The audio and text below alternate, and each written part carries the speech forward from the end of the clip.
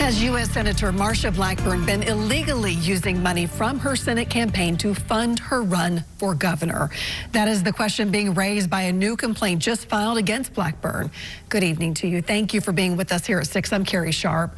The complaint accuses Blackburn and her campaign team of, quote, flagrant violations of both state and federal laws. News Channel 5 Chief Investigative Reporter Phil Williams dug into the exclusive details for us. Phil. And Carrie, the complaint was filed with the Tennessee Registry of Election Finance. That's the state agency that regulates how candidates spend their campaign money. At the center of the complaint are laws that say you cannot raise money for a federal campaign, then divert those funds to run for state office. Here in the volunteer state, we always lead the way. And that's why I am announcing my candidacy for governor. 5 months after announcing her campaign for governor, Marsha Blackburn faces questions about how she's funding that campaign. Questions from a fellow Republican. You call these flagrant violations. Well, I did, especially because of the amount of spending. Gary Lowe is a longtime GOP activist from Knoxville who once ran for the state legislature. It looks as if the Senator Blackburn campaign is using federal campaign money for a state race, which is not allowed under the federal and state election laws.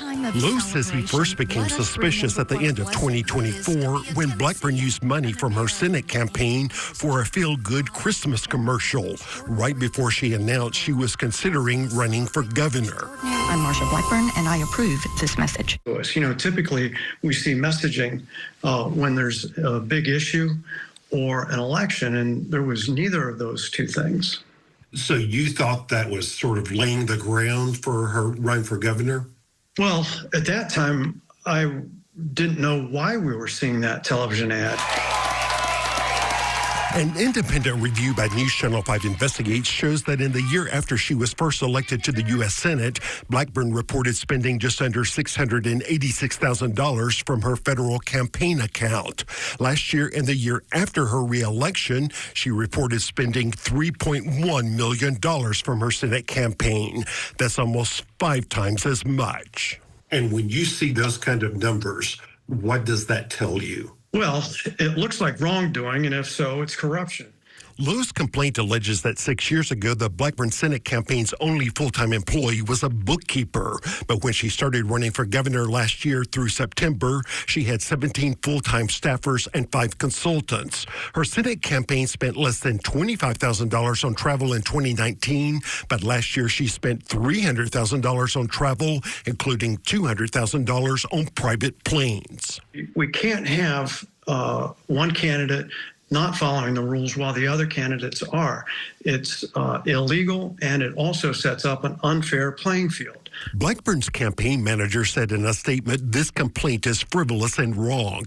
It reflects a fundamental misunderstanding of federal and state campaign finance law, established reporting requirements, and Senator Blackburn's role within the current political landscape. It continues, comparing the role Senator Blackburn had 6 years ago with her role today ignores the critical work she has done nationally to advance the Republican Party and conservative values. If there is no wrongdoing, then hopefully there are no hard feelings.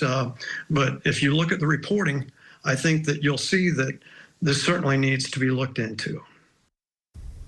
Gary Lowe tells me he's not making this complaint to help any other campaign. He hasn't given money or committed to any of the other Republican candidates. In fact, he once headed a group that has previously endorsed Marsha Blackburn. He says he just wants to make sure that this race for governor, which likely will be decided in the Republican primary, is run by the rules. Of course, we'll keep following this and let you know what happens.